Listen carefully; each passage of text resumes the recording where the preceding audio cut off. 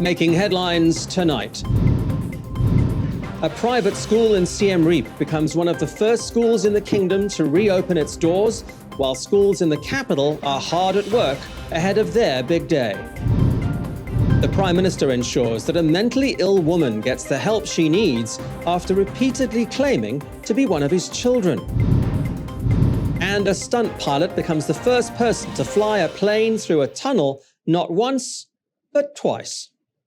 This is the Daily Roundup on the EAC Cambodia channel. A very good evening to you. I'm Andrew Barnes-Roberts. To our top story, and a private school in Siem Reap has become one of the country's first schools to open its doors in over 6 months. The International School of Siem Reap has confirmed to EAC News that its high school students are back. In the capital, education department staff are hard at work at some schools, anticipating a reopening in the coming weeks. EAC News reporter Reo Soko has the story. The International School of Siem Reap reopening, in part on Monday, the 6th of September, just over 6 months after the 20 February community transmission event forced the closure of schools across the country in early March. The school says, for now, the priority is high school students, although these little ones have been allowed in too. Students are already adapting to a new normal, blended learning. Only 2 days of face-to-face classes, the rest remaining online. In the capital, signs that schools will start reopening soon. Chia Simbong King Kong High School and Shbar Ampo High School have already been sanitized. School grounds are being tidied up in anticipation of the return of students. Phnom Penh Governor Khong Sreng has stated that the capital's COVID-19 cases are declining, as is its mortality rate.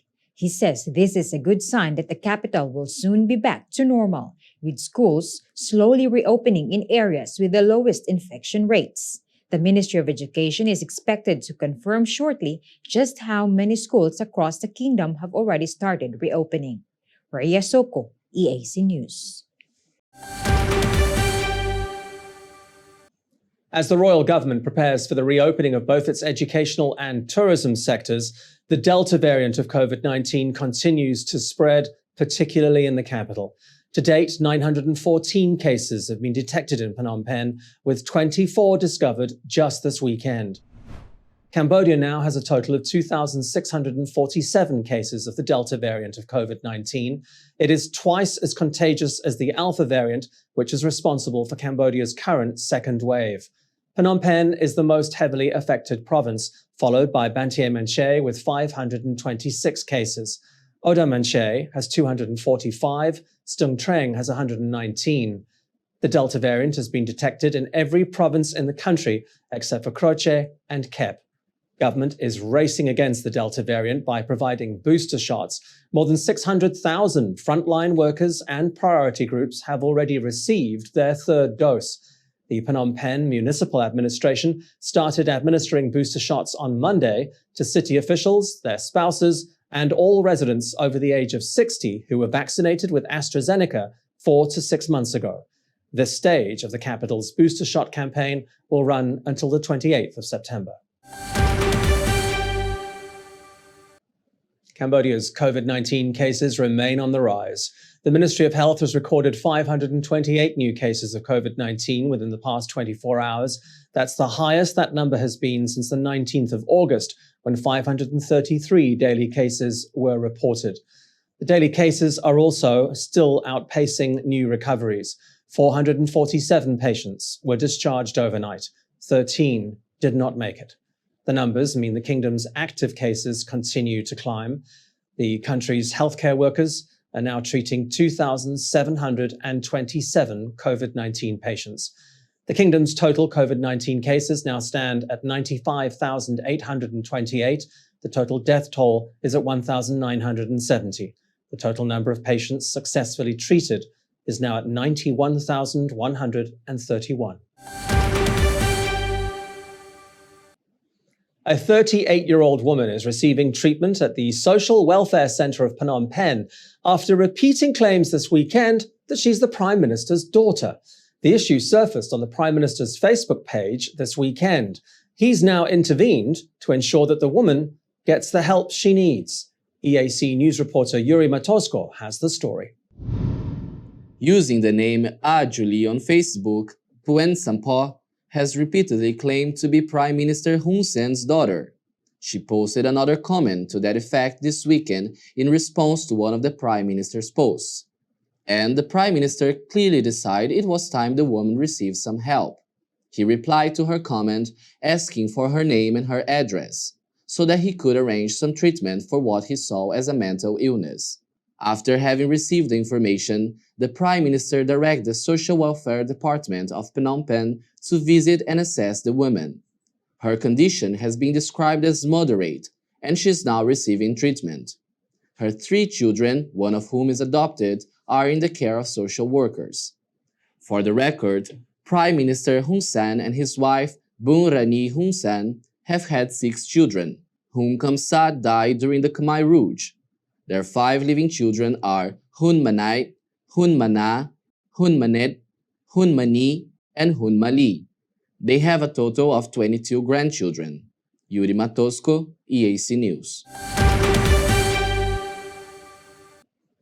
An investigation has revealed that the 3 young women who died in Phnom Penh last week had been drinking rice wine containing a lethal amount of methanol. Laboratory analysis shows the wine had up to 88 times the permitted level of the substance. It was in a rented room in this building close to Aeon Mall in Phnom Penh's Tonle Basak commune that 2 of the 3 victims were found. Already sick, Ka and Tavi had been left by their friend Pai, who went to fetch medicine from her hometown across the river. She never made it back. Police say the 3 had drunk 11 bottles of the Mies Hong brand rice wine. They started drinking them on Tuesday. They began feeling ill on the Wednesday. They were all dead on Thursday morning. An unfinished bottle was found at the scene and taken for analysis by the General Directorate of Consumer Protection. The sample showed the presence of methanol, a cheap and highly toxic substance used to boost alcohol content, not to mention profits. The department has since inspected Mies Hong gold processing in the capital's BKK3 commune. Processed wine and equipment have been seized. The product has now been banned. The race is on to save the world's most important forest. Sunday saw the 171st celebration of Amazon Day. The day was first celebrated back in 1850 to mark the creation of Brazil's Amazonas state, but has now become a rallying call for climate change awareness and the impact rapid deforestation in the Amazon is having.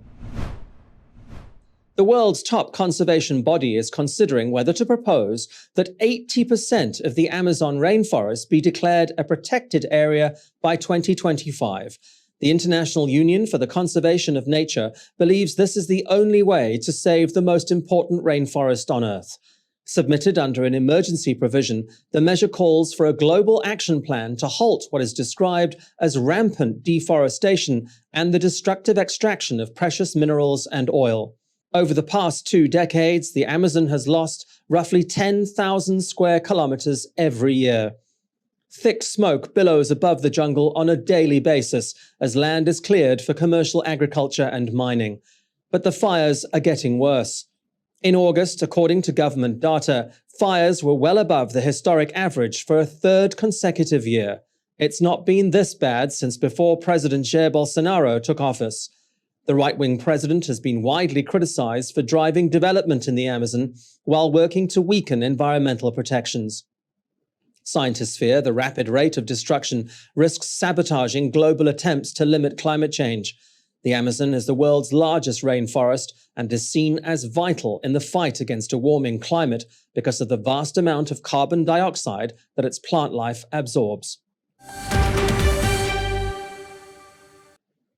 On to some other news now, making headlines around the world this Monday, the 6th of September. Dramatic footage captures the moment a minibus is hit by an oncoming freight train in Turkey. In the clip, captured by CCTV, a few seconds earlier, the minibus can be seen maneuvering around what looks like a lowered barrier as cars queued behind another one in the opposite lane. Why the driver chose to cross the line anyway, with the train so close, we will never know. He died along with his 5 passengers. 7 bystanders were injured. The fallout of the Taliban's recapture of Afghanistan is being felt across the border in Pakistan. 3 paramilitary soldiers have been killed in a suicide bombing in the southwest border town of Quetta. 20 others were wounded. Police says the suicide bomber was on a motorbike packed with explosives when he rammed into a military convoy. The Islamist militant organization Tehrik-e-Taliban Pakistan has claimed responsibility for the attack. It has renewed its allegiance to the Afghan Taliban after the fall of Kabul. It says it is stepping up its campaign against the Pakistani army. And a surfer has been killed in a shark attack just off Emerald Beach in New South Wales, Australia. Paramedics rushed to the scene but were unable to save the man who had critical injuries to one of his arms and back. Bystanders tried to deliver CPR before paramedics took over, but the man, said to be in his 30s, died on the beach. It is one of Coff Harbour's biggest attractions. Officials say the incident has been devastating. Stay with the Daily Roundup. A look at your sports news coming up after the break.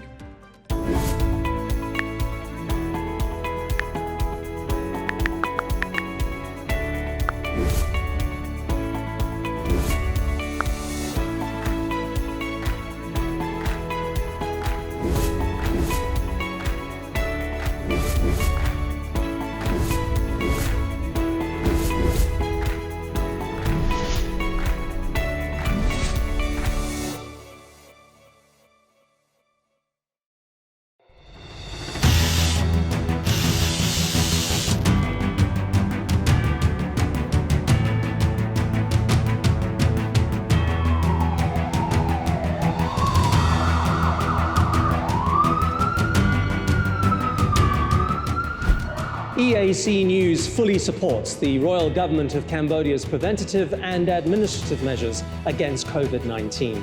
But we need you to play your part in helping bring the 20 February community transmission event to an end.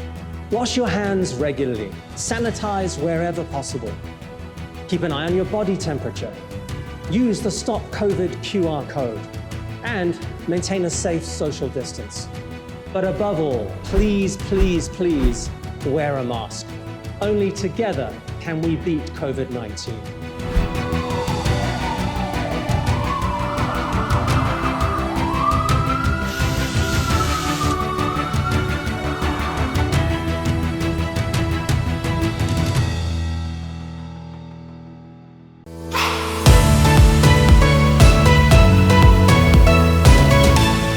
EARTS Cambodia's audience is growing. Our YouTube channel now has 150,000 verified subscribers. To mark the milestone, we've received the Silver Creator Award from YouTube, given to channels with over 100,000 subscribers. YouTube CEO Susan Wojcicki says the award celebrates EARTS Cambodia's hard work and incredible achievement. She says not only has EARTS Cambodia brought a unique voice and style to the world, but has also created valuable connections and built a community along the way. The next milestone we're going for is 1 million subscribers, and we'd really like that Gold Creator Award. So if you're not already a subscriber, head to www.youtube.com/EARTS Cambodia. Subscribers get all the latest breaking news and updates from Cambodia in English. We'll see you there. If it's happening and you need to know about it, you'll get it all right here.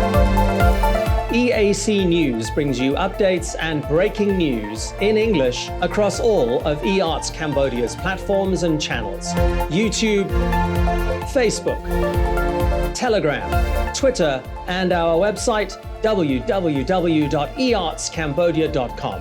Join me, Andrew Barnes-Roberts, and the rest of the EAC News team every day on your favorite channels. EAC News, Cambodia made clear.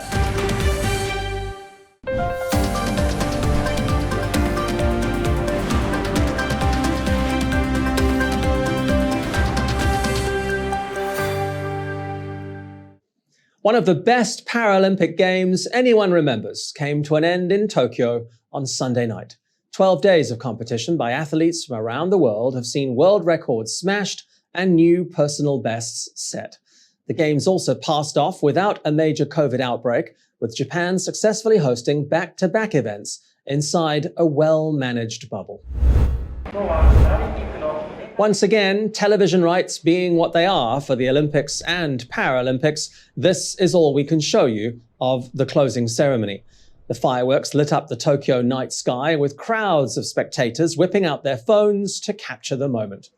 No spectators inside that stadium, with the Paralympics, like the Olympics, being held in a city under a pandemic state of emergency. But the International Paralympic Committee has hailed the Games as historic and fantastic. The closing ceremony was described as an opening to a bright and inclusive future. The next Paralympic Games will take place in Paris in 2024.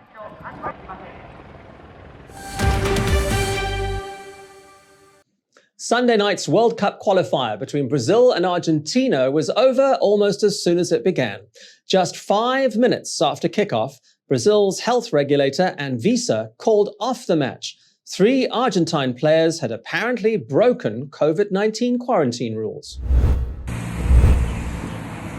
The players were as surprised as everyone else when masked health officials marched onto the pitch, barely 5 minutes after kickoff. Brazil is blaming miscommunication.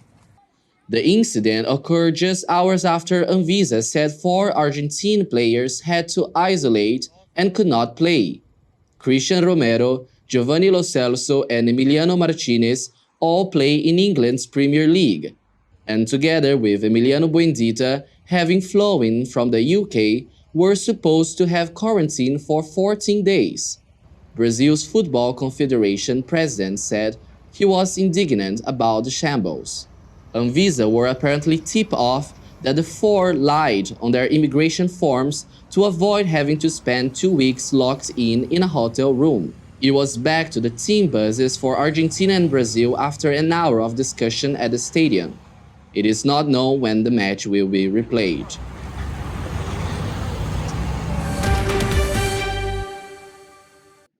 FIFA has appointed former World Cup winning coach Jill Ellis to lead a new technical advisory group on the future of women's football. Ellis lifted the Women's World Cup with the United States in 2015 and 2019. She'll now work with various stakeholders to improve the current match calendar and build global development and competitiveness in the women's game. Ellis takes charge just months after FIFA's Congress voted to carry out a feasibility study on holding the men's and women's World Cups every 2 years instead of 4. That proposal is going down like a lead balloon, with European governing body UEFA opposing the plans, saying they would also face resistance from the European Club Association as well as major domestic leagues around the world. But Ellis's focus is on developing the women's game and ensuring that all women have access to the sport. This includes the Afghan women's team who fled the country when Kabul fell to the Taliban. I think that, as much as we're in sport, we never lose sight of, what's important. And that's, that's the human condition, right? And taking care of each other. I think, we always talk about, soccer or football being a family. It's a big family, but I think that sense of taking care of people and taking care of each other is critical. So yes, that would be, I think that would be ideal to try and make sure that not only are people safe, but people then have an opportunity to return to something that's probably been, a motivator, an escape, whatever that sport has been for people. I think for these women, I think to have the opportunity to play again and, and play alongside each other after going through so much, I think would be an amazing, not just storyline, but it would just be an amazing outcome to see that. Ellis says future discussions will include introducing more meaningful and regular competition for women at all levels around the world, optimizing youth development structures, and improving the standards of coaching and education. All right, let's take a look at what the weather's going to be up to tomorrow.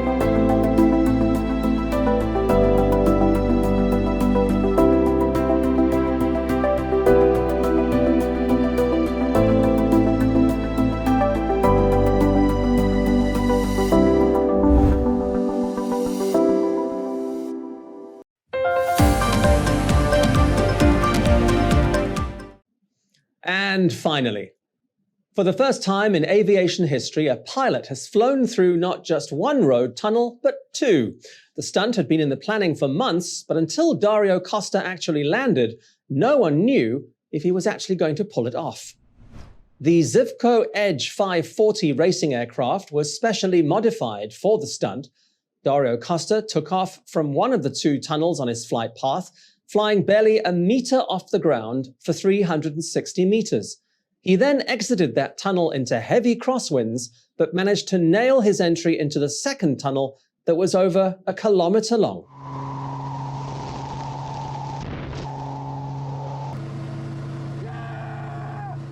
Very emotional, very emotional. It's just, you know, it's more than 1 year that we're working on this project, and you get it done. Till it's not done, you don't know. You don't know what to expect. You don't know if it's gonna go good. I never flown in a tunnel in my life. Nobody ever done it. So there was a big question mark in my head if everything would have been like we expected, or there would have been something to improvise, improvising. So it was a big relief, of course, but big happiness. That was the biggest emotion of the two. Safely through that second tunnel, knowing he'd achieved a world first, what better way to celebrate than with a 360-degree loop?